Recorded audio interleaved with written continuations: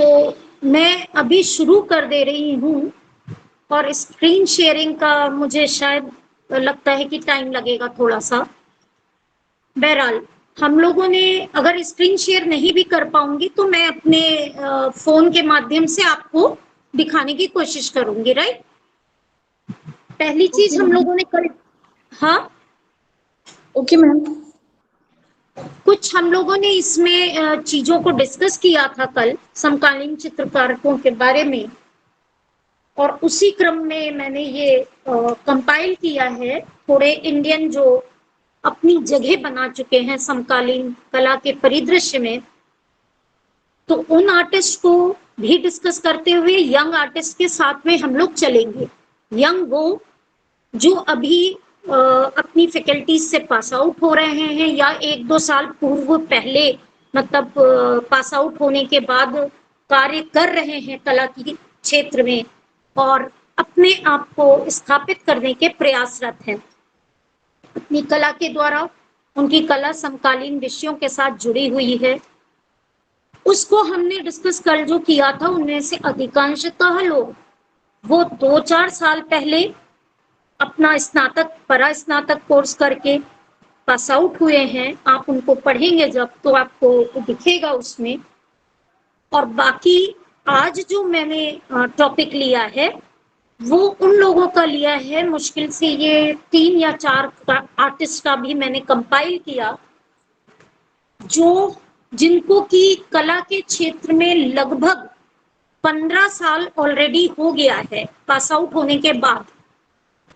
ये कलाकार इस प्रकार से हैं जो निरंतर फ्रीलांस आर्टिस्ट के रूप में, जिसको हम स्वतंत्र चित्रकार कहते हैं, उसके रूप में ये कॉन्टेम्परेरी आर्ट वर्ल्ड में अपनी जगह बना रहे हैं और इस्टेब्लिश कर चुके हैं। इनमें से कुछ एक कलाकार हैं जो आपके बाहर विदेशी छात्रवृत्ति पा चुके हैं और उस दौरान उन्होंने जाके वहां पे रह करके काम किया है। जिन चित्रकारों को मैंने इसमें लिया है उसमें सबसे प्रथम जो मतलब आएंगे वो मेरे ही एक बैचमेट हैं। आप यदि इनके बारे में सर्च आउट करेंगे, थोड़ी कॉन्टेम्परेरी पुस्तकें ललित कला के उससे पढ़ेंगे या आपके कलकत्ता फाइन आर्ट एकेडमी की कुछ पब्लिकेशंस हैं, उन सभी पब्लिकेशंस में आज के सिनेरियो में इस चित्रकार का बहुत बड़ा योगदान माना जा रहा है, and that too in the medium of in the subject of print making. Print making में जिस चित्रकार का उल्लेख यहाँ पे मैं कर रही हूँ उनका नाम है अतिन बसक। आप चाहें तो लिखें, क्योंकि मुझे ऐसा प्रतीत होता है कि हमारे सब्जेक्ट में कई ऐसे विषय हैं जिनके ऊपर शोध करने की आवश्यकता है, जिनके ऊपर शोध करने की आवश्यकता है। और अगर आपको कई चित्रकारों के नाम पता होंगे, उनकी विधाओं के नाम पता होंगे, तो मुझे पूर्ण विश्वास है कि इस क्षेत्र में एक तरह से अच्छी जानकारियां एकत्र होकर के एक बढ़िया शोध के रूप में आने वाली पीढ़ी के लिए सुरक्षित होगा। हम सभी इस बात को जानते हैं कि जो भी चित्रकार का कंट्रीब्यूशन है, यदि उसका कहीं भी डॉक्यूमेंटेशन नहीं किया जाता है तो ये एक बहुत बड़ा अभाव होता है हमारी आने वाली पीढ़ी के लिए। उसको समुचित ज्ञान की प्राप्ति होने में बहुत कठिनाई का सामना करना पड़ता है। मैं ये बात इसलिए कह रही हूँ क्योंकि मैंने अभी तक जितने भी अपने संपर्क के लोगों से बात की, मेरे संपर्क में कई ऐसे चित्रकार हैं जो इंटरनेशनल लेवल पे एस्टैब्लिश्ड हैं बाहर सेटल डाउन हो गए, मतलब आउट ऑफ इंडिया सेटल्ड हो गए, कई ने अपनी मास्टर्स डिग्री बाहर के कॉलेजेस में से इनरोल्ड करके प्राप्त की है, वो बोलते हैं कि यहाँ पर आप रिसर्च कराते हो तो उस रिसर्च के लिए बहुत चीजें ऐसी हैं जो कि हम लोग बुक से ले लेते हैं, कई बुक्स को मिलाकर ले लेते हैं उसके मैटर को, लेकिन वो हमको बता रहे थे कि जो भी अब्रॉड में रिसर्च होती हैं वो रिसर्च का क्राइटेरिया ही बहुत प्रैक्टिकल होता है, प्रैक्टिकल इन द सेंस कि जो रिसर्च स्कॉलर है वो उस रिसर्च के सब्जेक्ट के जो आर्टिस्ट हैं या जो भी प्रिंट मेकर है, स्कल्प्टर है, जो जिस विधा का रिसर्च का टॉपिक लेता है वो बाकायदा उनके साथ समय व्यतीत करता है, साथ में उस विधा की पूरी नॉलेज ग्रहण करता है। तो आप फर्क समझिए, यदि आप बुक से उठा करके करते हैं तो मुझे लगता है बहुत सारी बुक्स को मिला करके आप कंपाइल, हाँ ये बात अलग है कि अब रिसर्च की क्वालिटी में थोड़ा सा बेटरमेंट हुआ है। रीजन ये है कि कुछ कुछ ऐसे सॉफ्टवेयर आ गए हैं आपके कि आप कहाँ से कितना मैटर उठा रहे हैं वो सब क्लियरली पकड़ा जा सकता है। उसकी वजह से स्कॉलर्स भी थोड़े अवेयर हो गए हैं और अब वो अपनी कंट्रीब्यूशन ज्यादा अच्छे से कर पा रहे हैं, अपना योगदान दे रहे हैं। इंडिया के संदर्भ में मुझे लगता है अभी भी हमारी फील्ड के लिए बहुत जरूरी है कि हम जो नॉन फेमस आर्टिस्ट हैं, जिनको अभी तक कोई रिकॉग्निशन उस तरह से नहीं मिला है, किन्हीं भी कारणों से, किन्हीं भी कारणों से, क्योंकि ये भौतिकवाद आ गया है। आपको मालूम है प्राइवेट गैलरीज, जो भी प्रॉफिटेबल गैलरीज हैं, वो अपने लाभ के लिए जो उनके गैलरी में काम डिस्प्ले हो वो बिक सके ऐसे कामों की वो प्रेफरेंस देते हैं। प्योर कलात्मक कामों के लिए वो लोग इतने इंटरेस्टेड नहीं होते हैं उस आर्टिस्ट के काम को प्रोजेक्ट करने के लिए या प्रमोट करने के लिए। लेकिन जिस व्यक्ति का कलात्मक पक्ष है और अगर वो अपना संपूर्ण मनोयोग के साथ इस काम में संलग्न है तो मतलब मेरा मानना ये है कि हमको उस कलाकार के बारे में जरूर कोशिश करके उसके बारे में आने वाली पीढ़ी को बताना चाहिए, राइट?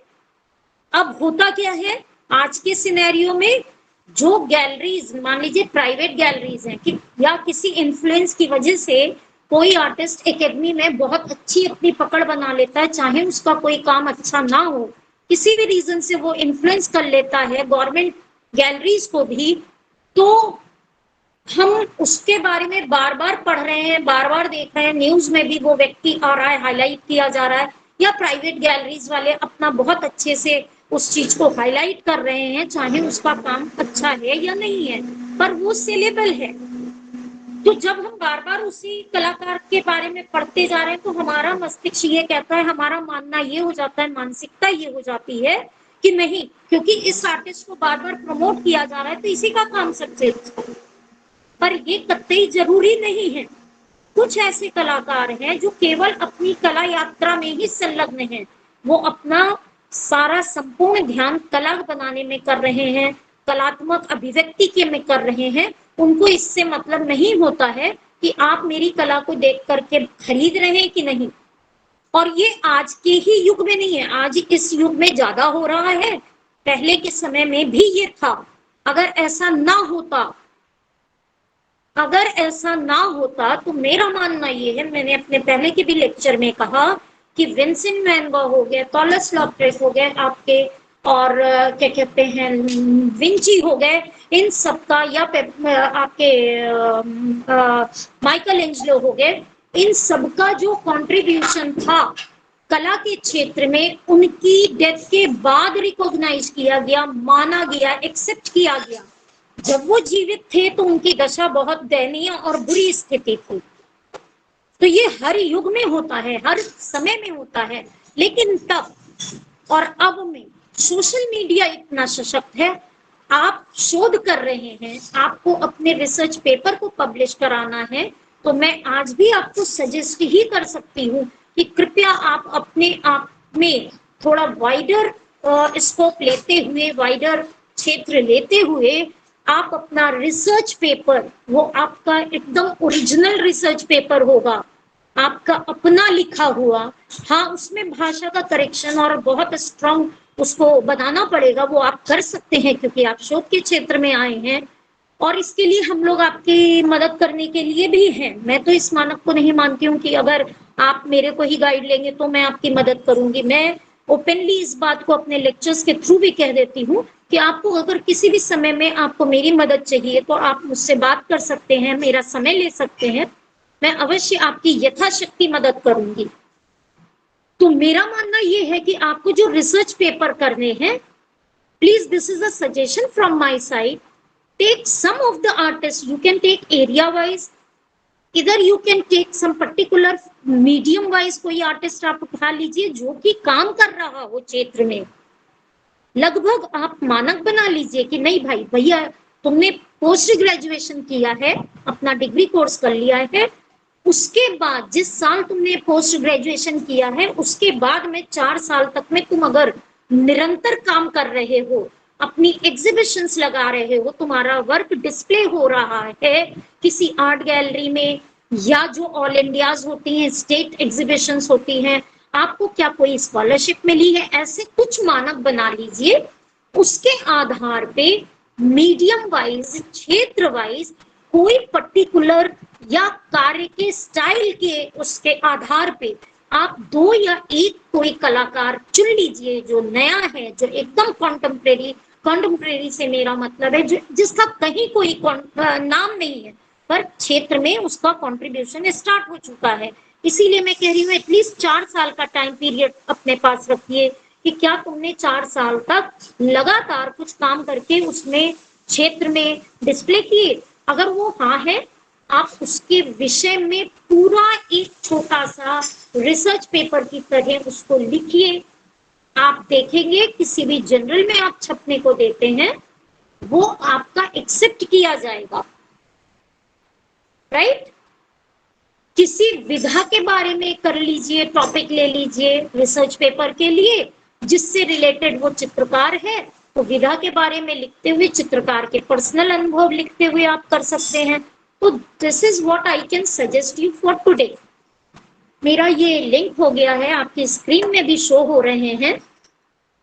ये अभी मैं आपको पहले तो समकालीन चित्रकार दिखाऊंगी। अभी मैंने अतिन बसक जी का नाम लिया था, वो मेरे साथ के ही प्रिंट मेकर हैं, उनके बारे में कुछ चीजें बताना चाहूंगी।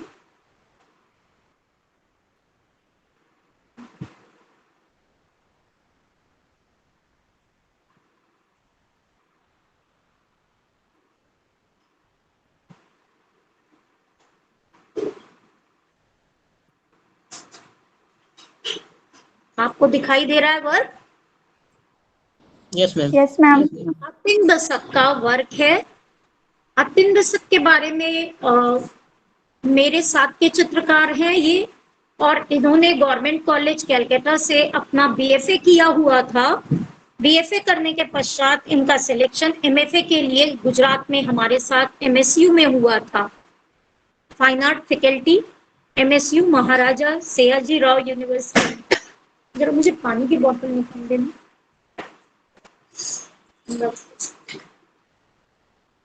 उसमें मेरे साथ इनका एडमिशन 1993 में हम लोग पास आउट हुए। Atin Basak was very good in lithography. Lithography में अतिन का काम बहुत अच्छा था।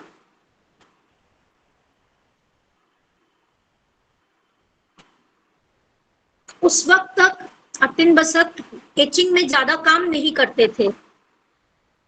हम लोगों ने एमएफए फर्स्ट ईयर तक अपने अपने मतलब चुने हुए मीडियम को ज्यादा काम करके एक्सप्रेस किया अपनी फीलिंग्स को।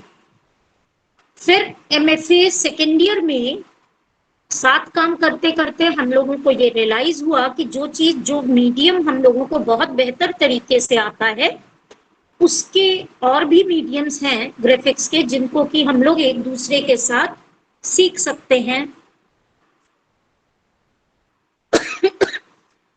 तो इस आधार पे एक बहुत अच्छी म्यूचुअल अंडरस्टैंडिंग हम सभी के बीच में हुई।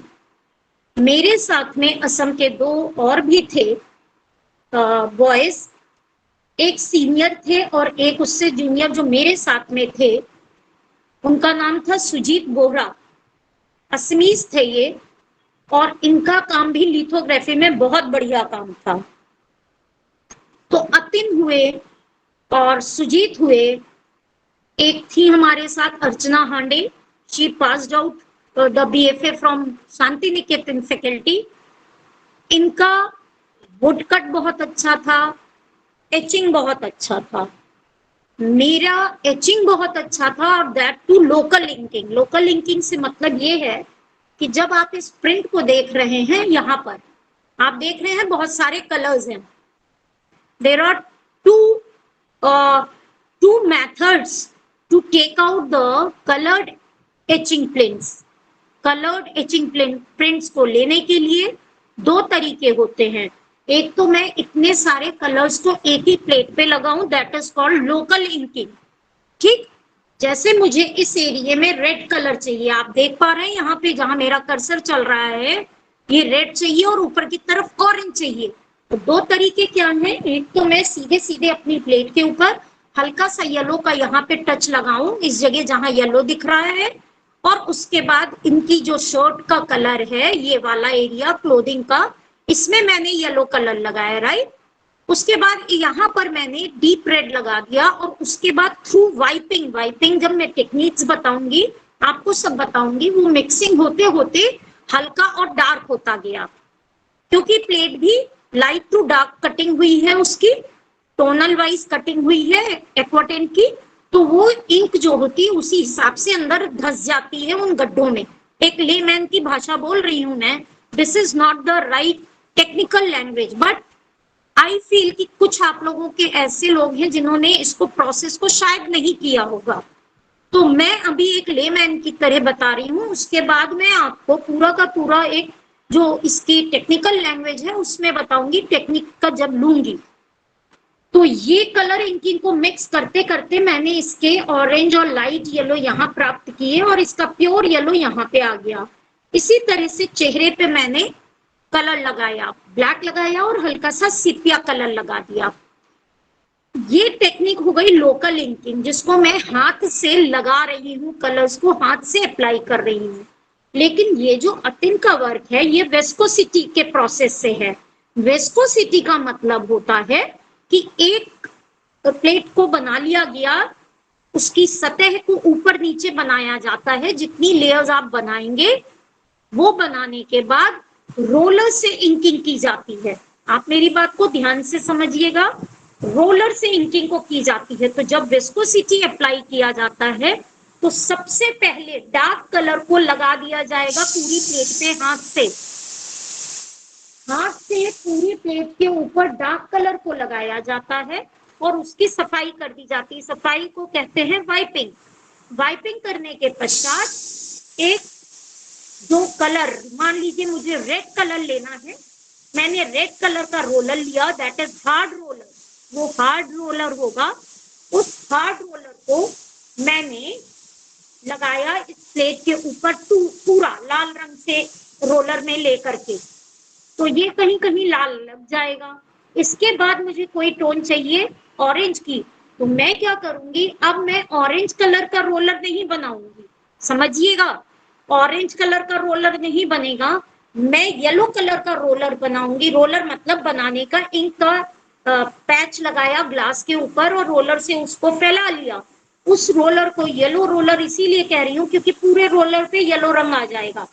येलो प्रिंटिंग इंक का रोलर लेकर के मैंने इसके टॉप पे करा। ये होता है या तो मीडियम या सॉफ्ट, तो वो बहुत आराम से जहां पे भी रेड के साथ मिलेगा वो कैसा कलर दे देगा, ऑरेंज के टोन्स दे देगा। Is that clear? आपको पता ही है बेसिक कलर्स के साथ में प्राइमरी कलर्स के साथ में मिक्सिंग जो होती है। और यहाँ पे जब आपके डार्क ग्रीन, सॉरी इसमें क्या कहते हैं, ब्लैक और हल्का सा ब्लू मिला के मैंने इंटेग्लो प्रोसेस से इनको किया था डार्क कलर को। इस टॉप एरिया में क्योंकि यहाँ लाइट कटिंग हुई है एसिड के साथ, तो इस जगह पे जब येलो रोलर मिलेगा तो ये ऑटोमेटिकली हल्का सा सिपिया कलर आ जाएगा। क्लियर हो रही है मेरी बात आपको? तो ये अतिन का जो वर्क है, this is with the viscosity process. It is etching print, but it is viscosity process. Clear हो गई? Yes, ma'am. अब इनके नेक्स्ट कार्य को देखते हैं। अच्छा, अतिन जब हमारे साथ पढ़ते थे, ये बहुत ही मतलब कहना चाहिए एक तरह से उसको क्या बोल सकते हैं, रॉयल फिगरेटिव टाइप की चीजें आपको दिख रही हैं, जिनसे आभासित हो रहा है एक रॉयलनेस मतलब लग रही है, वैभवशाली धरोहर की तरह लग रहे हैं ये पोर्ट्रेट्स। दूसरा, जब अतिन हमारे साथ थे तो अतिन के कामों में, एचिंग में फेसेस तो हमेशा से रहे, और अतिन ने उस फेसेस के साथ में मुझे, क्योंकि इनके पुराने वर्क का जो मेरे पास कैटलॉग था वो मिला नहीं, अगर आपका नेक्स्ट जो क्लास लूंगी और वो मिल गया मुझे इनका कैटलॉग, तो मैं आपको इनके पहले के भी वर्क की स्लाइड जरूर उसमें दिखाऊंगी। आप याद रखिएगा, अतिन बसत का नाम है, मैं तो याद रखूंगी ही। इसमें अतिन करते क्या थे पूर्व के कामों में, वो फिगर का फेस बनाते थे, मीन्स फेस होता था और इतना डेकोरेटिव नहीं होता था, इस तरह के एलिमेंट्स नहीं होते थे, बल्कि उसमें जैसे हम लोग चिट्ठी लिखते हैं ना कागजों पे, और जब वो चिट्ठी बहुत पुरानी हो जाती तो वो उसके एजेस फट से जाते हैं, तो वो उस तरह का यहाँ पे ऐसे करके कोई एक एलिमेंट डाल करके, और पूरी जो रोमांटिक कविताएं होती थी या कुछ रोमांटिक फ्रेजेस होते थे, वो बंगला स्क्रिप्ट उसमें डाल देते थे। तो ये प्लेट्स जब बनाते थे अतिन, और अतिन को तब एचिंग का बहुत अच्छा होल्ड नहीं था, बेसिक तो आता था, but he used to do only monochrome printing in etching. तो व्हेन मेरा तो बहुत अच्छा था लोकल इंकिंग वाला काम, तो उसने मुझे, हम लोगों ने ये डिसाइड किया सब लोगों ने मिल करके कि अर्चना हांडे हम लोगों को वुडकट के बारे में, प्रोसेस के बारे में बताएगी और हम उसके सुपरविजन में काम करेंगे। इसी तरह से मेरा लोकल इंकिंग एचिंग अच्छा था, तो ये हुआ कि भाई ज्योति का ये अच्छा है, तो इनसे हम लोग लोकल इंकिंग को सीख करके कलर प्रिंट निकालना सीखेंगे।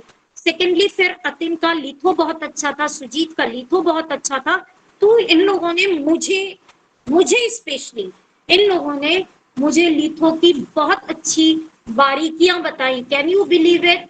हम लोगों ने एक ही लिथो स्टोन पे, कहते हैं कलर्ड लिथो स्टोन को कम से कम 1 हफ्ते लगता है अगर आप उसमें 2-3 कलर लगाते हैं, लेकिन हम लोगों ने एक दिन के अंदर 2-2, 3-3 कलर लेकर के खत्म किया अपना लिथो का काम। तो मतलब इनकी इतनी मास्टरी है, नो डाउट, वो उन्होंने मुझे सिखाई। तो इस तरह से होता क्या है कि विजुअल आर्ट में आप उतना कुछ टीचर से नहीं सीखते हैं, मेरी बात को समझने की कोशिश करिएगा, फैकल्टी टीचर से नहीं समझ पाते हैं, सीख पाते हैं, बल्कि आप अपने सीनियर से ज्यादा सीखते हैं। और आप में से अगर कोई ग्राफिक किया हुआ होगा तो इस बात को बहुत अच्छे से जानेगा कि ये मीडियम ऐसा है जिसमें आपको एक दूसरे के ऊपर निर्भर हो जाते हैं, चाहे वो सीनियर हो चाहे जूनियर हो। तो रीजन क्या है, पेंटिंग में तो आदमी एक कोने में बैठ के अपना काम अपने आप कर रहा है, ठीक, उसकी पेंटिंग में कोई दूसरा आके ब्रश थोड़ी ना चला देगा, नहीं, परमिशन भी नहीं देगा वो आदमी। लेकिन ग्राफिक में क्या है, अब मैंने इंकिंग की, मेरे तो हाथ गंदे हैं, प्रिंटिंग इंक मेरे अंदर हाथों में लगी हुई है, अब मैं पेपर, जो भीगा हुआ पेपर, वो कैसे उठाऊं? तो नेचुरली जो भी वहां पे अवेलेबल है, चाहे वो मेरा सीनियर हो चाहे मेरा जूनियर हो, या तो मैं उसको कहूंगी कि please excuse me, will you please help me put my paper on this plate, I have to take the print. तो वो मेरी प्लेट के ऊपर प्रिंट डालने के लिए पेपर रखेगा। तो ये जो एक सपोर्ट सिस्टम हो जाता है या हेल्पिंग उसमें हो जाता है, वो हम लोगों को एक बहुत अच्छे स्ट्रॉन्ग बॉन्ड में बांध देती थी कि मतलब जो सीनियर्स और जूनियर हैं, हम लोगों के बीच में इतना अच्छा एक कॉपरेशन था। हमारे बीच में वो जेंडर का नहीं आता था कि अरे वो लड़का है या लड़की है, ना ना ना, हम बहुत आराम से सहज होकर के एक दूसरे की मदद करते थे। And it was such a wonderful experience कि जिसको मैं आपको बता भी नहीं सकती हूँ। टिल द डे हम लोगों की आपस में फोन पे बात होती है, and it is so good कि सभी अपने अपने परिवार में भी व्यस्त हैं, अपने मतलब कार्य में भी व्यस्त हैं, चाहे वो जॉब में हो या चाहे कलात्मक क्षेत्र में हो, तो ये एक बहुत अच्छी फीलिंग है। वो स्ट्रांगनेस हम लोगों के मुझे लगता है शिक्षा के दौरान आ गई, क्योंकि हम लोगों ने एक दूसरे के साथ बहुत मिल करके काम किया। उन्होंने कुछ हमको सिखाया, हमने किसी को सिखाया। This was a very good experience and personally telling you, Baroda faculty का एक्सपीरियंस मेरे लिए वंडरफुल था, क्योंकि वहां पर उस समय रणजीत सिंह गायकवाड़ जी जो महाराजा थे, अभी कुछ दिनों पहले, क्या मतलब कुछ साल पहले एक्सपायर हुए हैं, उनको परफॉर्मिंग आर्ट्स और विजुअल आर्ट में बहुत ज्यादा इंटरेस्ट था। तो वो हमारी फैकल्टी में आते थे और पेंटिंग तो कर पाते थे, लेकिन ग्राफिक्स का उनको मन हुआ, तो हम उस समय बैच में थे। तो मुझसे और अतिन से उन्होंने लिथो सीखी, मुझसे एचिंग सीखी, and it was a very wonderful experience. तो बहुत अच्छा रहा बड़ौदा का एक्सपीरियंस। और इसी क्रम में ये वाला प्रिंट एक अतिन का है, ये पेन एंड इंक है। कभी कभी जो कुछ कलाकार होते हैं, उनको कहीं कहीं पर ऐसा लगता है कि हर माध्यम को हमें देखना चाहिए करके। अतिन बसक की ये पेन एंड इंक की ड्राइंग इस बात का जीता जागता सबूत है कि अतिन का work as a realistic forms में, बर्ड्स की स्टडी में आप खुद देख पा रहे होंगे, ये उत्तम कार्य है, एक अच्छा कार्य है कि किस तरह से इलेक्ट्रॉनिक वायर्स पड़े हुए हैं इलेक्ट्रिसिटी के, उस बीच में ये पक्षी होते हैं। तो ये मुझे लगता है काफी एक रिलेवेंट है कि पूरे शहर में जाल आपको तारों का दिखता है, ये इससे रिलेवेंट हमको दिखता है, जिससे कि प्रभावित कई पक्षी हो रहे हैं। ये इसके माध्यम से शायद उन्होंने एक्सप्रेस करने की कोशिश की है। ये अभी सभी रिसेंट वर्क हैं अतिन के। इसके पश्चात पुनः आप देखिए, ये एक फिगर है। मैंने आपसे कहा था ग्राफिक के लिए विशेष ये बात कहना चाहूंगी, इसमें जो बहुत प्रोमिनेंट चीज होती है सब्जेक्ट टॉपिक के साथ साथ आपकी पूरी प्लेट के टेक्सचर फॉर्म आप देख पा रहे होंगे शायद। आप इस पूरी प्लेट का ट्रीटमेंट देखिए, ये सारा का सारा लेयर फॉर्म में काटा गया है और ये सभी टॉप रोलरिंग करके बनाए गए हैं, मतलब कि एक रोलर को इस पे चलाने के पश्चात इस प्रिंट को लिया गया है। हम इसको विस्कोसिटी प्रोसेस कहते हैं। अतिन बसक स्वयं ये है, मैं आपको इनका भी दिखा दूंगी। अतिन को इनलैक्स स्कॉलरशिप मिली थी, जिसके लिए वो बाहर गए थे अध्ययन करने के लिए। उसके पश्चात अतिन का एक ये वर्क है,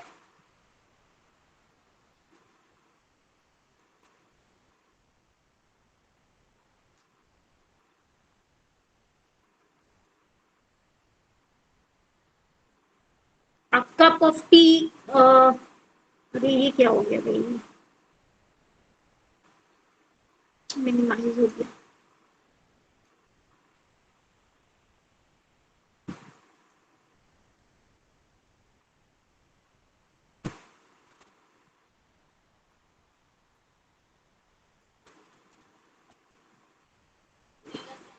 आपको दिख पा रहा होगा मेरे ख्याल से, दिख रहा है आपको? हाँ Yes, ma'am. Yes, ma'am. Cup of tea and here are some apple form of, ये सभी प्लेट के शेप्स काटे गए हैं। ये जो एप्पल वाली सीरीज है, ये सारे के सारे इसमें से काट करके एचिंग को किया गया है। ये एचिंग का प्रिंट है। जिंक प्लेट के पीसेस को काटा है इस शेप में और उसको इन्होंने प्रिंट किया हुआ है। ये पुनः ये क्या है, मिनिमाइज क्यों हो गया भाई? राइट, यहां पर आप देख पाएंगे माँ Durga, because I told you earlier also Atin belongs to Calcutta. Can you see the details? इस वर्क का नाम भी है माँ दुर्गा, शक्ति माँ दुर्गा। ये डिटेलिंग आप देखिए,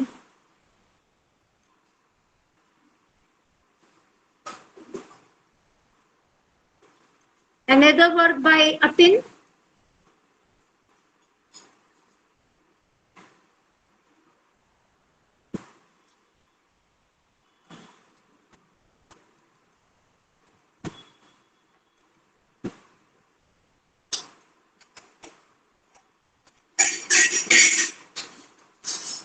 नेक्स्ट स्लाइड। ये पेंटिंग है, one of the painting bye Atin Basak. Acrylic है ये कैनवस के ऊपर।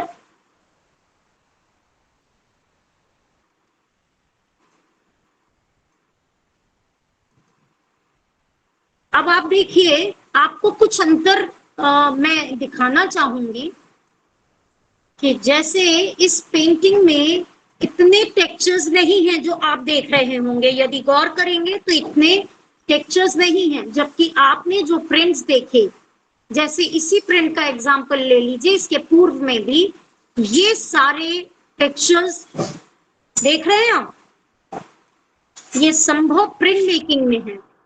पेंटिंग में हम कहीं ना कहीं एक हमारी बाध्यता हो जाती है और उतने टेक्सचर्स के साथ हम नहीं उसको इनकॉर्पोरेट कर पाते हैं, उसमें इतने टेक्सचर्स का समावेश नहीं कर पाते हैं।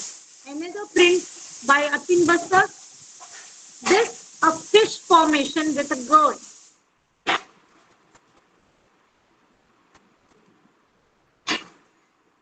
ये फिश का फॉर्मेशन है और आप इसको ये भी कह सकते हैं कि थोड़े से पिक्चर्स के फॉर्म ऐसा किया है कि जो कि एक फिश का अपीयरेंस दे रही है। दिख पा रहा है आपको? क्लियरली दिख रहा होगा मेरे ख्याल से, मेरे फोन पे तो स्पष्ट है, क्योंकि ये टेक्सचर्स संभवतः आप पेंटिंग में क्रिएट नहीं कर पाते हैं, मुश्किल होती है, पर प्रिंट मेकिंग में बहुत अच्छे से अगर आपका होल्ड है आपके वर्क के ऊपर, आपकी टेक्निक्स के ऊपर, तो आप उसमें कई सारे टेक्सचर्स क्रिएट कर पाते हैं। एक ये वर्क है अतिन का, दिस वर्क इज मोनोक्रोमेटिक और इसमें लोकल इंकिंग के साथ में करके किया गया है। इसमें टॉप रोलर का यूज नहीं है, इसमें विस्कोसिटी का कहीं भी समावेश नहीं है। ये लोकल इंकिंग के साथ किया गया है, मोनोक्रोम प्रिंट के ऊपर थोड़ी सी लोकल इंकिंग को करके वाइपिंग की गई है। ये वर्क एक सशक्त वर्क है प्रिंट मेकिंग के हिसाब से। Another work by Atin Basak in this series only. You can see this one, but the previous one जो मैंने आपको इससे पहले दिखाया था वो अधिक प्रभावशाली है। आप दोनों का डिफरेंस देख सकते हैं, शायद इन दोनों के डिफरेंस में आप स्वयं देख पाएंगे कि ये अधिक प्रोमिनेंट और शक्तिशाली है, बशर्ते कि इसको आप जब देख रहे हैं।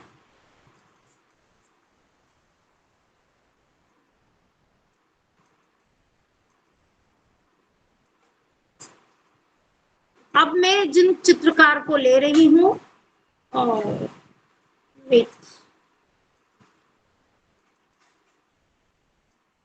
मैंने जिन चित्रकार को लिया है वो प्रिया भगत है।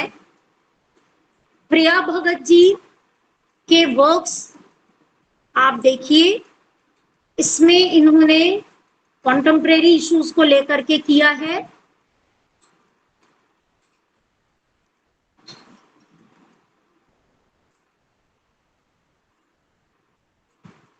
इनकी ये एचिंग्स हैं,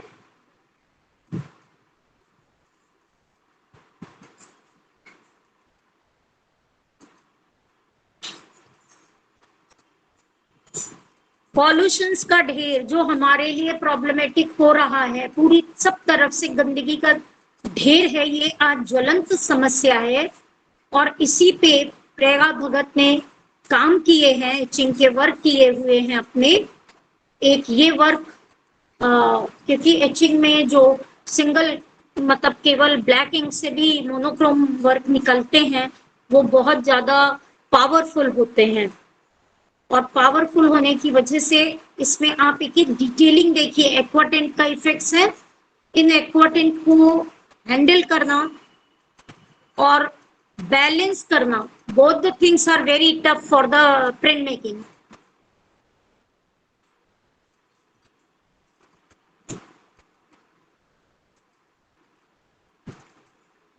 आपको शायद आपकी स्क्रीन पे दिख रहा होगा, एक के ऊपर एक पैर है। कॉम्पोजिशन वाइज आप देख सकते हैं, सब्जेक्ट के नाम पे एम्फेसिस किस पे दिया गया है, प्रमुखता किस पे दी गई है, आपके पैर के ऊपर दी गई है। ठीक,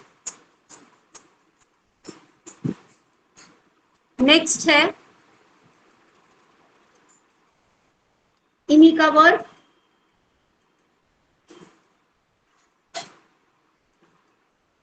क्रीचर, जिसको कि थोड़ा सा कहना चाहिए पंख, कीट पतंगे की तरह उसको दिखाने की प्रयास है। फॉर दिस वर्क मुझे मतलब इनकी इनर फीलिंग क्या रही होगी, that is a very difficult to say about, क्योंकि इस वर्क के बारे में कहीं भी उल्लेखित नहीं है। इसका स्नैप जरूर पड़ा हुआ था, पर पर्टिकुलरली इसका कोई डिस्क्रिप्शन या कोई एक हिंट भी नहीं था। और क्योंकि मैं पर्सनली प्रज्ञा भागवत जी को नहीं जानती हूँ, तो इनके पेंटिंग्स के बारे में मैं उतना नहीं बता सकती हूँ जितना कि जिनके साथ मेरे मतलब मेरा एक्सपीरियंस रहा है या मैंने उनके साथ काम किए हैं, उनके बारे में मैं आराम से आपको बता पा रही हूँ। ये एक वर्क है जिसको आप भी देख के शायद फील कर सकते हैं कि कुछ ऐसा है कि सारे फिगर्स, ये देखिए यहाँ पे ये एचिंग का वर्क है, ये लोकल बाइट किया गया है, ये सारा एरिया एक्वाटेंट और लोकल बाइटिंग से निकला है। फिगर्स नीचे हैं, ऊपर जा रहे हैं, तो शायद व्हाट आई फील जो डार्कनेस में चीज है वो इनलाइटेंड होके ऊपर जा रही है। मैंने अपने हिसाब से एक डिस्क्रिप्शन निकाला है जिसमें ऐसा लग रहा है, but I am not sure कि this description is exactly what the artist tried to depict in this one, because nowhere I find the titles of these work। मेरे को इनके कोई शीर्षक भी नहीं मिले, क्योंकि शीर्षक मिल जाते हैं तो फिर भी काफी हद तक हम उस कलाकार की जो आंतरिक भावना है उसको समझ पाते हैं। पर हाँ, मेरे को लगता है कि वैसे रिसेंटली एक ये चलन आ चुका है और बाहर तो बहुत ज्यादा है, गैलरीज में जब काम को डिस्प्ले किया जाता है तो मोस्ट ऑफ द आर्टिस्ट उसमें टाइटल नहीं लिखते हैं, वो टाइटल को फ्री छोड़ देते हैं। वो कहते हैं कि मैंने जो वर्क बनाया उसको जितने लोग मेरे स्तर पे जाके फील कर पाएंगे और समझ पाएंगे वही एक्चुअल चीज है जो मैंने अच्छा बनाया। और अगर कोई नहीं समझ पा रहा है तो कोई बात नहीं, शायद हमको बनाने में कहीं कमी रह गई है। तो ये एक अब्रॉड में कई गैलरीज में जब डिस्प्ले किए गए हैं काम, तो वो भी मेरे साथ लोगों ने बताया वहां का एक्सपीरियंस कि नहीं, वहां तो टाइटल बिल्कुल भी नहीं देते अपने वर्क्स में। नेक्स्ट वर्क एक ऐसा एलिमेंट जो कि एनिमल फॉर्म में दिखाया गया है। ये देखिए, फेस तो मनुष्य का है, इंसान का है, और उसका नीचे अस्त पड़ रहा है। अस्त मतलब मैं कहना चाह रही हूँ यहाँ पे इमेज, मिरर में जैसे हम लोग का रिफ्लेक्शन होता है, तो ये कोई ऐसी चीज है जिसके ऊपर वह स्वयं अपना रिफ्लेक्शन देख रही है कि हाँ, मनुष्य होकर हम पशु की, क्योंकि हमारी हैबिट्स कई, मैं ऐसा अनुमान लगा रही हूँ इस चित्र को देख करके, मुझे नहीं पता उनकी क्या फीलिंग रही, पर मैंने जब इस चित्र को देखा तो मुझे अपने उससे जो इसका डिस्क्रिप्शन समझ में आया, हो सकता है आप भी देख रहे हो, आप कुछ और भी समझ सकते हैं, समझ में आए तो आप मुझसे साझा करिए। इसमें जैसे कि कई लोगों के वो इंसान के रूप में है लेकिन पशु की तरह की हरकतें होती हैं, जानवरों की तरह की हरकतें होती हैं, तो वो उसी फॉर्म में देख करके शायद ये सेल्फ रियलाइजेशन है कि जब हम अपना मिरर में चेहरा देखते हैं और अगर हम एक पशु या अमानवीय व्यवहार कर रहे हैं, तो उस मिरर में देख के हमारी अंतरात्मा ये रियलाइज करेगी कि नहीं, हम इंसान थे और क्या बन गए। राइट। मैं ऐसा सोच रही हूँ इस प्रिंट को देख करके, पर हाँ, आप ऑब्वियसली आप कुछ और भी सोच सकते हैं, but this print is no doubt, you can see it, the textures are there, the planetical something is there, और उसी में ये मानव आकृति, मतलब मानव मुखाकृति को एक एनिमल के फॉर्म के साथ बनाया गया, और एक मनुष्य का चेहरा यहाँ पे भी है, जहां मेरा कर्सर है, आप गौर से देखिए। तो ये जो टोटल वाइट सी इमेज यहाँ पे एक कट पड़ा हुआ है, आई फील वो रिफ्लेक्शन आपका किसी चीज में दिखा रहा है, और अंतर मन के उससे दिख रहा है कुछ। नेक्स्ट स्लाइड इनकी ये वाली है, जिसमें कि फिर वही है, फिगर कोई है जो कि गिरता हुआ है, समवॉट फॉलिंग फिगर्स हैं, तो शायद जो हमारा एक मनुष्य वाले में होता है ना, हमारा अपलिफ्टमेंट होना चाहिए, वो शायद डिटोरिएट हो रहा है किसी कारणों से, हमारे जो मानवीय मूल हैं उनमें डिटोरिएशन आ रहा है, इसलिए वो चीज उन्होंने फॉलिंग ह्यूमन बीइंग की तरह यहाँ पर दिखाना।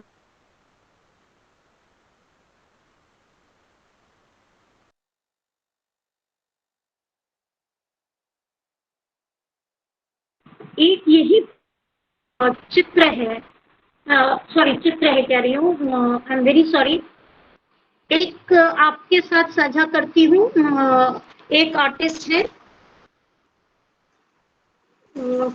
वेट अ मिनट,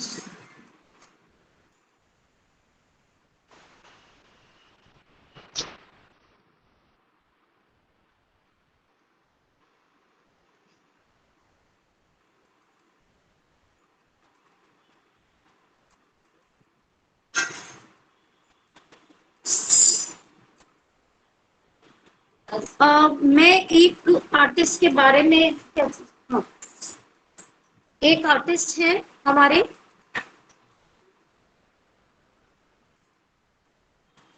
उनका नाम है बानी, बानी, राजेश बानी। मैं जरा उनकी स्लाइड्स प्लीज निकाल लूं आपके लिए।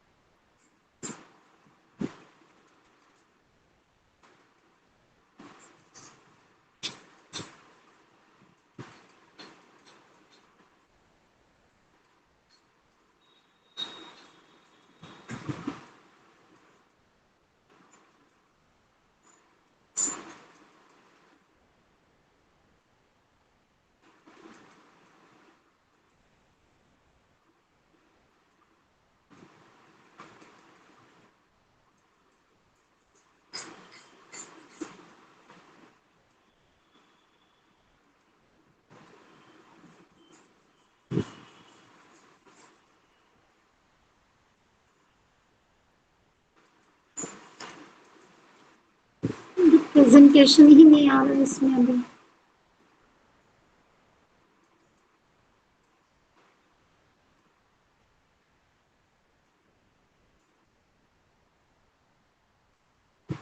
एक्चुअली दो आर्टिस्ट का भी आपको इसमें दिखाना है मुझको, बट द थिंग इज मेरा इसमें प्रेजेंटेशन तो नहीं आ रही।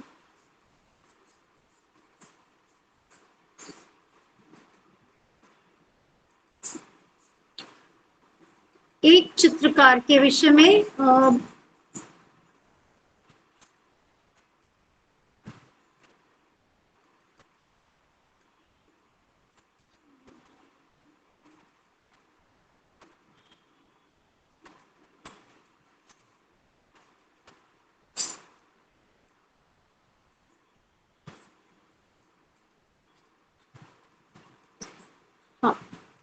विशाखा आप्टे। हेलो हेलो, आ रही है यस मैम। आपको आ रही है आवाज? यस मैम, आ रही है। आपकी स्क्रीन पे शेयरिंग हो रही है मेरी? नहीं मैम। विशाखा आप्टे, विशाखा आप्टे जी ने बॉम्बे से पास आउट किया और इन्होंने पेंटिंग वर्क के साथ साथ लिथोग्राफी और एचिंग में भी काम किया।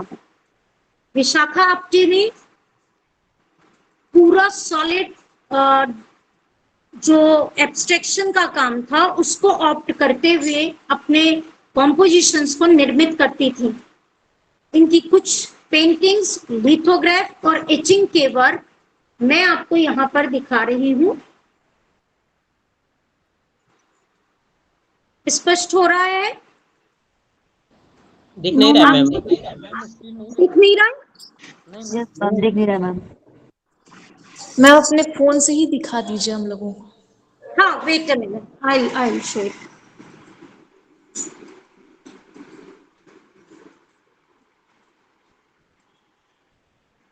आप अब देख पा रहे हैं? दिख रहा है, दिख रहा है, दिख देर रहा इज है मैम। यस मैम, दिख रहा है। प्रॉब्लम आज मेरे इसमें लैपटॉप में कुछ है प्रॉब्लम, काफी दिख रहा दिक्कत है मुझे मैम, दिख करनी रहा है। पड़ गई। एनीवे कल तक ठीक हो जाएगा ये भी।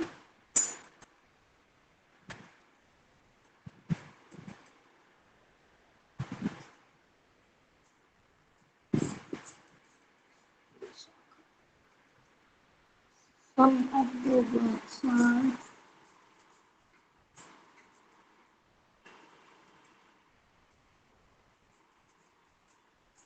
विशाखा की एक एचिंग ये है। This is very difficult to do like this.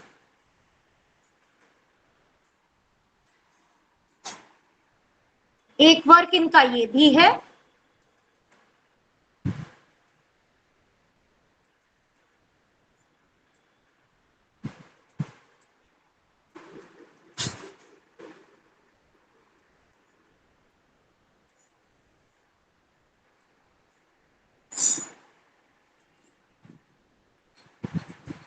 ये भोपाल भारत भवन में कार्यरत हैं और अभी प्रेजेंट में भी भोपाल में ही काम कर रही हैं।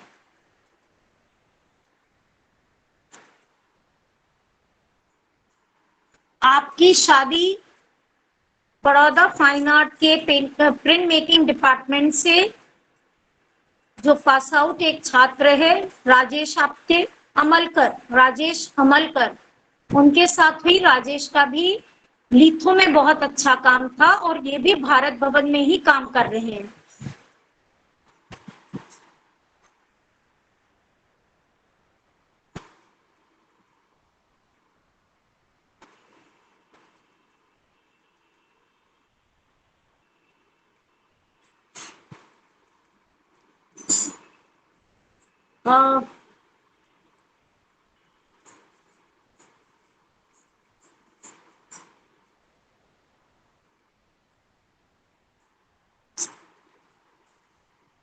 अब मैं अपने प्रेजेंटेशन के थ्रू, आपको तो आ नहीं रहा है ना इसमें।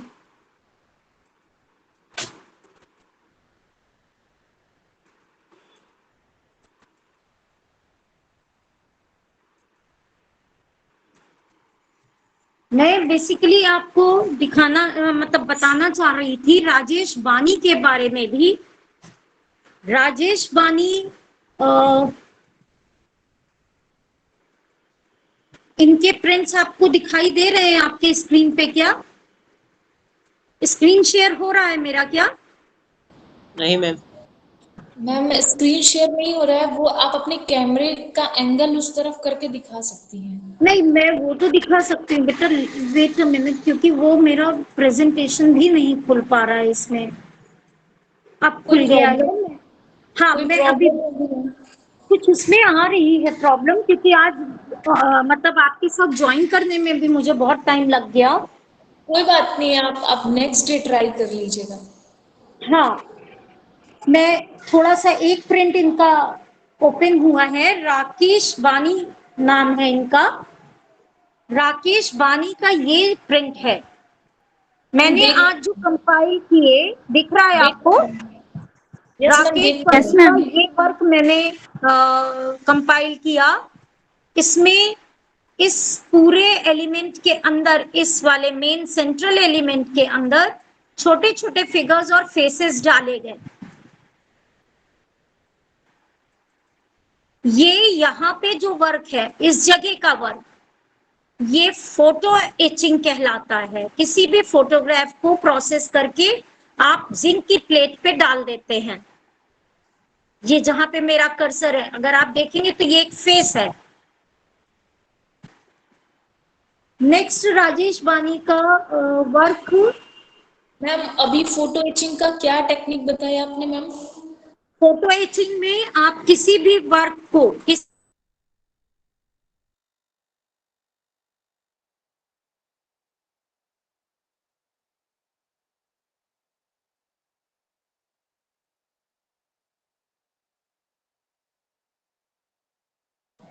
आवाज नहीं आ रही मैम। मैंने फोटो एचिंग के लिए बोला कि जैसे आपको कोई भी वर्क जिसको आपको अपनी प्लेट पे ट्रांसफर करना है, तो उस फोटो को लेकर के पूरे उसके ऊपर एक प्रोसेस होता है, आप उसको कीजिए, एक्सपोजर दीजिए, राइट? तो जो फोटोग्राफ आपकी है वो पूरी की पूरी एचिंग प्लेट के अंदर अंदर मतलब एचिंग प्लेट की सतह के ऊपर वो ट्रांसफर हो जाएगी। आपका ये प्रोसेस एट प्रेजेंट टाइम में, आप ऑफसेट प्रिंटिंग प्रेस सुनते थे पहले के टाइम में, मतलब कुछ साल पहले। अभी तो रिसेंटली आपकी लेजर और डिजिटल प्रिंटिंग आ चुकी है। बीच में जब हम आपकी एज के थे उस वक्त की बात बता रहे हैं, ऑफसेट प्रिंटिंग प्रेस चली थी। आज भी कई पुरानी जगहों पे आप जाकर के पूछेंगे तो ऑफसेट प्रिंटिंग प्रेस है। वो उसका जो मेथड है वो यही था। वहां पर एचिंग प्लेट के बजाय वो एल्युमिनियम शीट्स को यूज करते थे। एल्युमिनियम प्लेट्स होती थी, उस प्लेट के ऊपर ग्रेन्स बनाए जाते थे। ग्रेन्स कैसे बनेंगे? एक बहुत बड़े टब के ऊपर मतलब कंचे होते हैं ना, कंचे कंचे, उनको यस पानी में मैम। कर दिया जाता था और वो टब को पानी से भर करके जो एल्युमिनियम प्लेट की, मेटल की प्लेट है, उसको डाल दिया जाता था, जितनी बड़ी प्लेट आपको तैयार करनी है।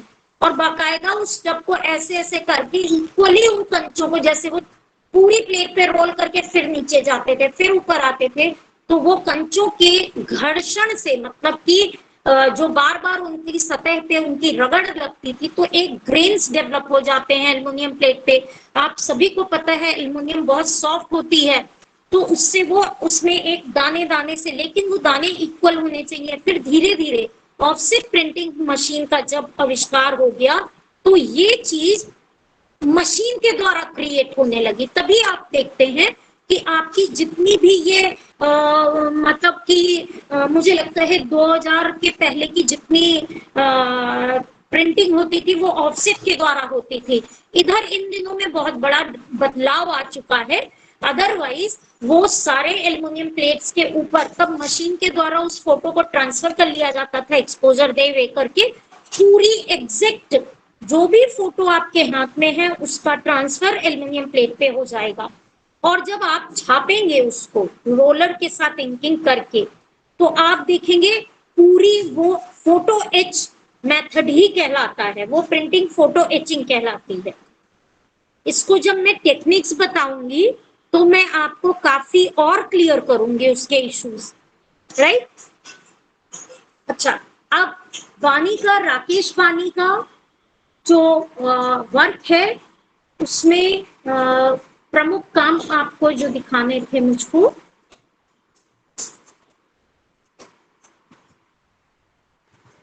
एक मिनट।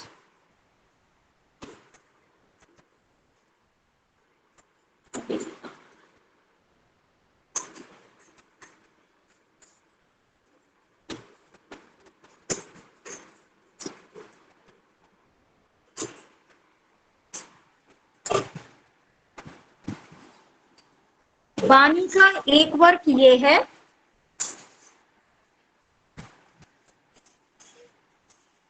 कुछ क्लियर हो रहा है आपको? यस मैम, क्लियर दिख रहा है। Yes ma'am. This is again a etching work by बानी, राकेश बानी।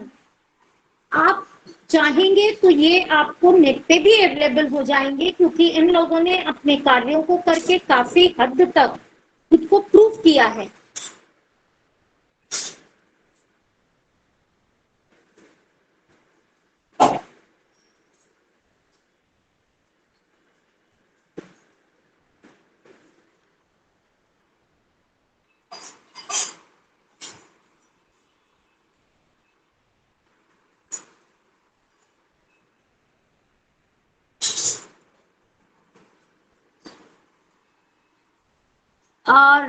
राजेश बानी को अगर थोड़ा सा हम और भी दिखाने की कोशिश करें तो मैंने एक उसमें उनके काम को लिया था, वर्क इज हियर, थोड़ा सा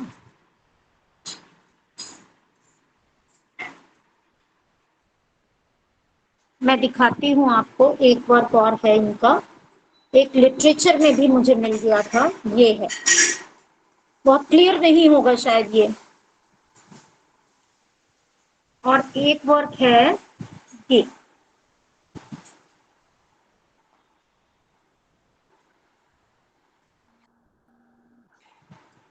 बच्चे एक मिनट, मेरा फोन आ रहा है।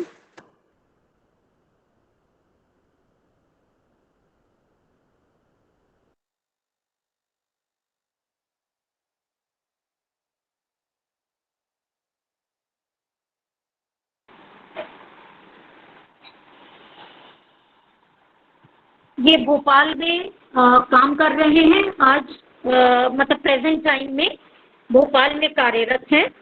और साथ ही इनके कामों में एचिंग वगैरह को आप देख के समझ पा रहे होंगे। इसमें से मैंने कुछ जो स्लाइड्स आपको अभी दिखाई, इसमें लास्ट जो 2-3 स्लाइड्स थी, दैट वाज बानी का work. I was very wrong at that time, क्योंकि मुझे लगा था बानी के वर्क को मैंने कहीं और मतलब सेव किया हुआ है, but that was not this. ये बानी के वर्क ये जो लास्ट में मैंने आपको दिखाए थे। I was little bit confuse. This following statement, जो स्टेट में फिगर्स को दिखाया गया है यहाँ पर, ये वाला अभी जो थोड़ी देर पहले दिखाया था। सेकेंडली ये वाला वर्क, ये सभी बानी के थे।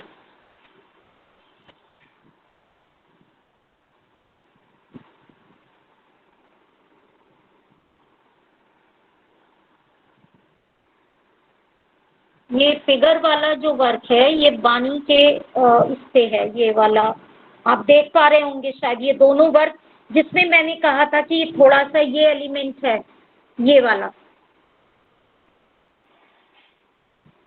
राइट? ये वर्क, ये वर्क, और यहाँ पर आते हैं हम, जिसमें मेरा कर्सर मैं लेके आती हूँ।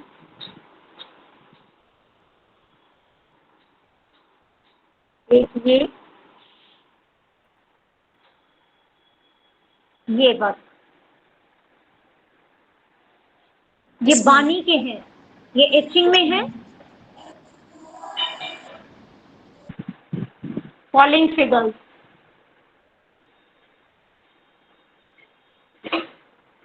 राइट?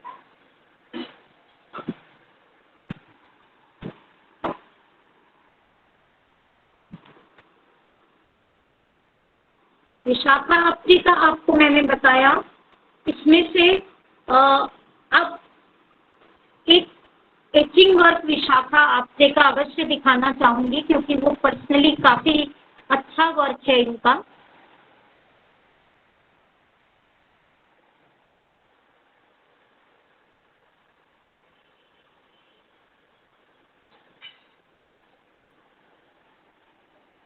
मेरा स्क्रीन शेयर ना होने से बहुत ज्यादा प्रॉब्लम हो गई मुझे।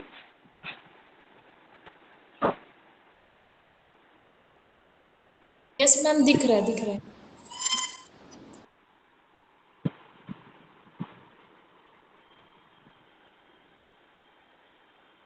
अभी मैंने जिन चित्रकारों के बारे में आप लोगों से बात की, क्या इनमें से कुछ एक चित्रकार का या आपने अपने स्तर से किसी भी चित्रकार के बारे में कुछ पता किया, आपने कुछ उससे रिलेटेड क्या इकट्ठा किया कुछ मैटर?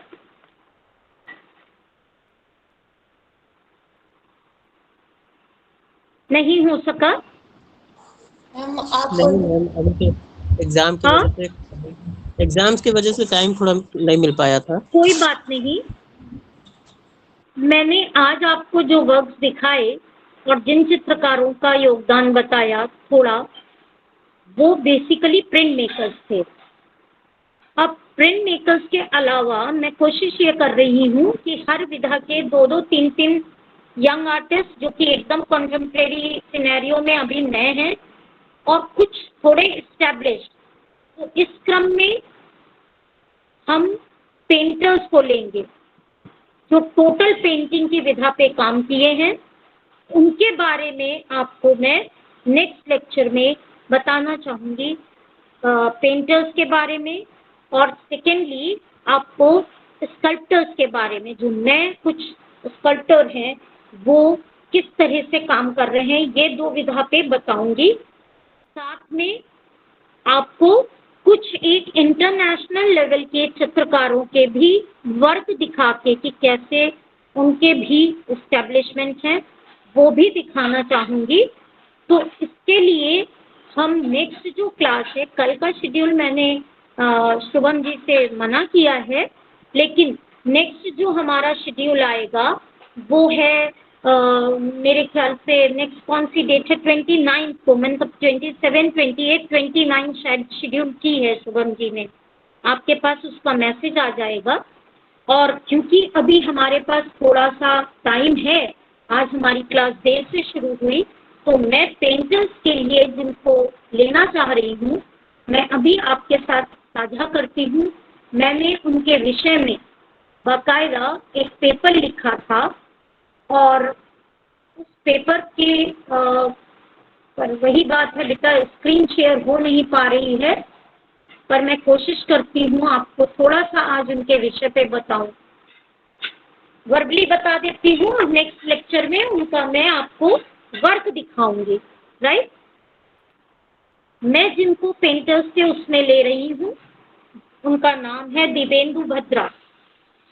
दिव्येंदु भद्रा अपना government college of art Calcutta से उन्होंने बीएफए किया हुआ था। उसके पश्चात उन्होंने करसलॉन्ग में इंटर कॉलेज के एक स्कूल में कह लीजिए या कॉलेज में कला के टीचर के रूप में ज्वाइन कर लिया था। दिव्येंदु भद्रा का काम, वो अक्सर अपने काम अपनी पर्सनल उस पे करते रहते थे वहां पर भी जहां वो कार्यरत थे, और साइड बाय साइड उनका जो पार्टनर था, लाइफ पार्टनर थी सौंद्रा भद्रा, वो भी एक चित्रकार थी, government college of art Calcutta से ही पास आउट ही नहीं है, अभी भी हैं वो। तो वो दिव्येंदु भद्रा क्योंकि नौकरी में आ चुके थे तो उन्होंने अपनी, लेकिन उनको मन बहुत था कि कला के क्षेत्र में हम इस्टेब्लिश्ड हों, मतलब हमसे मतलब उनकी वाइफ या वो खुद, किंतु उनको फैमिली को चलाने के लिए जॉब करना आवश्यक था। तो बेसिकली उन्होंने जॉब लेना पसंद किया और अपनी थोड़े से बचे हुए टाइम में या फ्री टाइम में वो अपना चित्रांकन भी कंटिन्यू करते थे। उन्होंने इस चीज के लिए कि कला में कुछ आगे हम लोग बढ़े, उस कार्य को पर्पस करते हुए अपनी पत्नी को सौंद्रा को बड़ौदा की फैकल्टी में एडमिशन के लिए कराया। एडमिशन हुआ सौंद्रा का। सौंद्रा मेरे से जूनियर थी, उम्र में भले बड़ी हैं लेकिन वो मेरे से जूनियर थी कक्षाओं के हिसाब से। जब सौंद्रा भद्रा ने वहाँ फैकल्टी ज्वाइन कर ली, she is a very simple lady, बहुत सिंपल है, कोई बनावटीपन नहीं है। हस्बैंड वाइफ दोनों का ये आलम था कि बिकॉज दे आर बंगालीज, तो इनको हिंदी बोलना बहुत अच्छी नहीं आती थी, तो वो लोग हम हिंदी भाषी लोगों के सामने बहुत घबराते घबराते हिंदी बोलते थे और बोलते थे कि हम खुद ही हिंदी की मतलब टांग तोड़ दे रहे हैं, तो बुरा मत मानना, ऐसे करके वो दोनों बोलते थे। जिशुदा तो वेरी स्वीट, तंद्रा उससे भी सिंपल थी। तो मेरा इंटरेक्शन बेसिकली तंद्रा से हुआ। हम लोग हॉस्टल में, जिस हॉस्टल में हम थे उसी में तंद्रा का भी रूम था, तो इस तरह से, और फिर सेम डिपार्टमेंट था, तो नेचुरली होता है जूनियर सीनियर। मैंने आपसे अभी कहा कई सीनियर्स मेरे थे जो बहुत क्लोज थे हम लोगों के, जयती मुखर्जी हो गई आपके, और बड़ौदा के जो डीन अभी रिटायर्ड हुए 2 साल पहले, Vijay Bagodi, he was a part timer at that time when I joined MFA. तो वो भी बहुत फ्रेंडली, उस पे हम लोग उनसे बात करते थे। We never treated Bagodi as a teacher, he was a part timer, so we used to call Bagodi Bagodi, and he finally retired as a dean because he was then permanent teacher. है, तो यहाँ पे हम जिशुदा की बात कर रहे हैं, तो Jishuda, I used to call him Jishuda. तो तंद्रा के साथ मेरी मित्रता हुई। जिशुदा तंद्रा का जिस समय एडमिशन करा दिए, उसके कुछ महीनों के बाद वो मिलने के लिए जब बड़ौदा आए, तो वो अपना कुछ पेपर वर्क जिस पे उन्होंने ड्राइंग करी थी, कुछ लूज कैनवस के कपड़ों पे ड्राइंग की थी, वो सारे मतलब ड्राइंग्स थी उनकी चारकोल में, एक्रेलिक के थ्रू, हाँ पेन एंड इंक में, ये सारे, और कुछ पेंटिंग्स थी, तो वो अपने रोल करके वो एक ट्यूब में लाए थे। वो कैरी करना आसान होता है ट्यूब, तो उसमें वो लेकर के आ गए थे। उन्होंने धुमाल सर को अपने प्रिंट मतलब अपना वर्क दिखाया। Dhumal sir eight that time he was the graphic के एचओडी। धुमाल सर को जब उन्होंने अपना काम दिखाया, तो धुमाल सर ने, हम सभी लोग वहां पे उपस्थित थे उस समय जब हम लोग काम उनका देख रहे थे, धुमाल सर भी देख रहे थे और वीआरएस पटेल भी सर थे उस समय, वीएस पटेल। तो ये सभी लोगों ने, उनमें से धुमाल सर एकदम से बोलते हैं, धुमाल सर का एक्शन बहुत फ्री होता है। धुमाल सर बोले, अरे तू यहाँ पे क्या कर रहा है, मतलब करसलोंग में, you are doing a job bullshit, why you are doing job, you are such a wonderful artist, your drawings are such powerful, why don't you drop your job, come to faculty. और सबसे बड़ी बात ये, एक minute,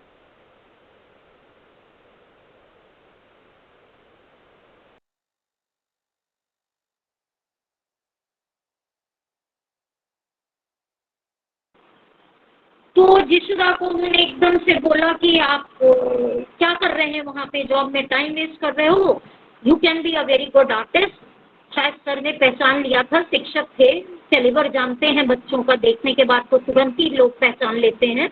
तो उन्होंने इनको बहुत ज़्यादा इंस्पायर किया जिशुदा को, and Jishuda in that way, Dibyendu Bhadra ने तुरंत डिसाइड किया कि okay sir, done, next session में मैं एडमिशन ले रहा हूँ, I will drop my job.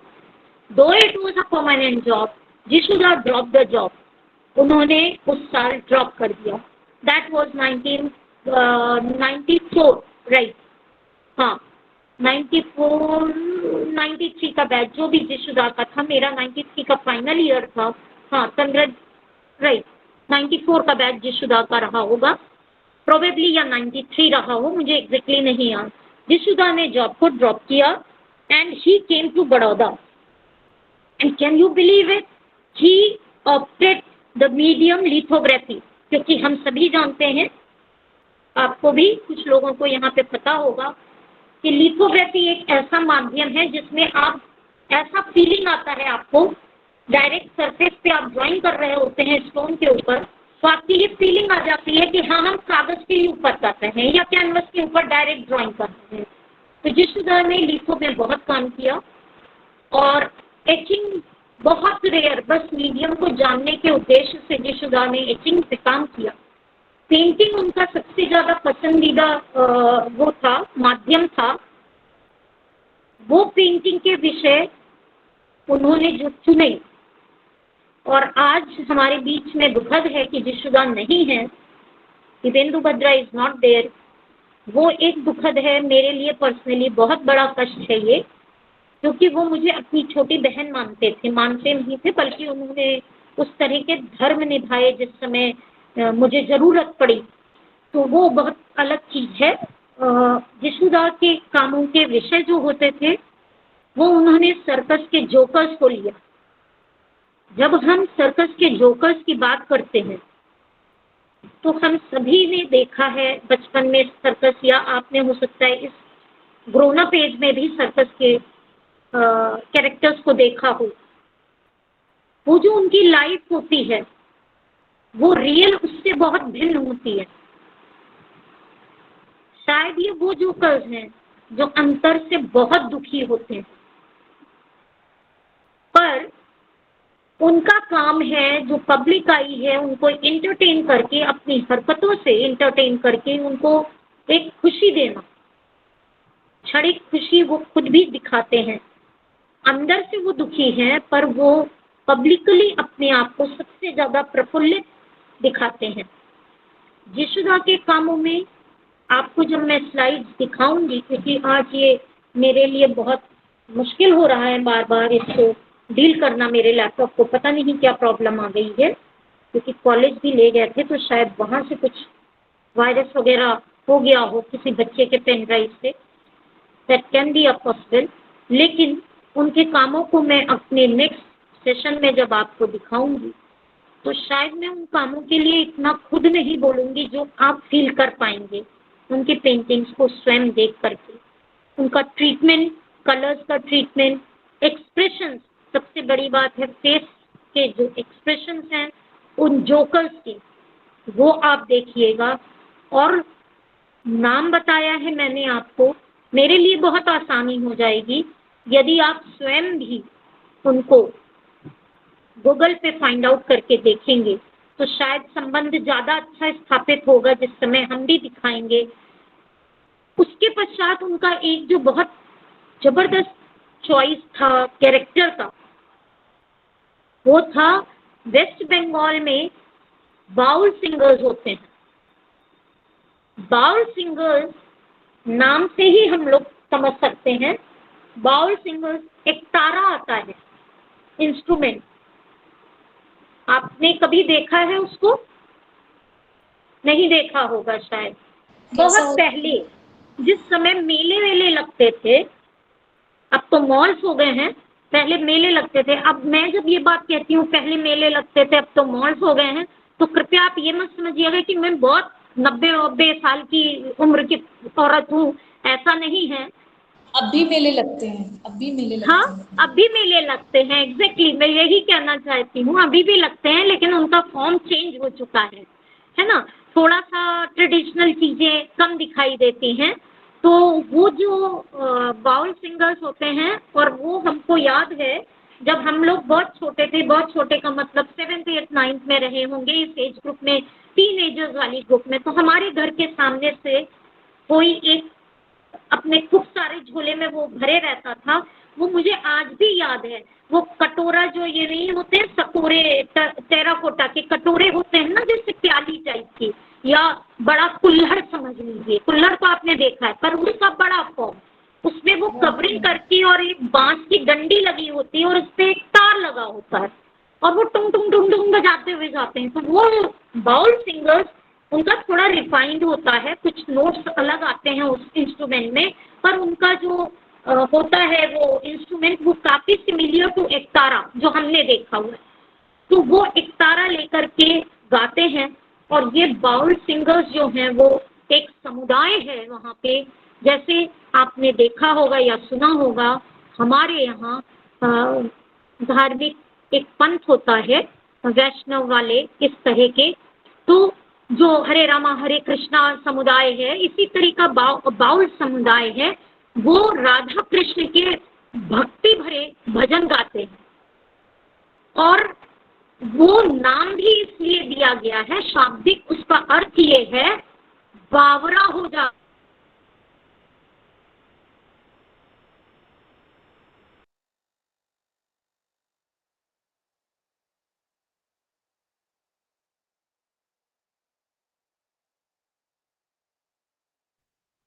Ma'am आपकी आवाज नहीं आ रही।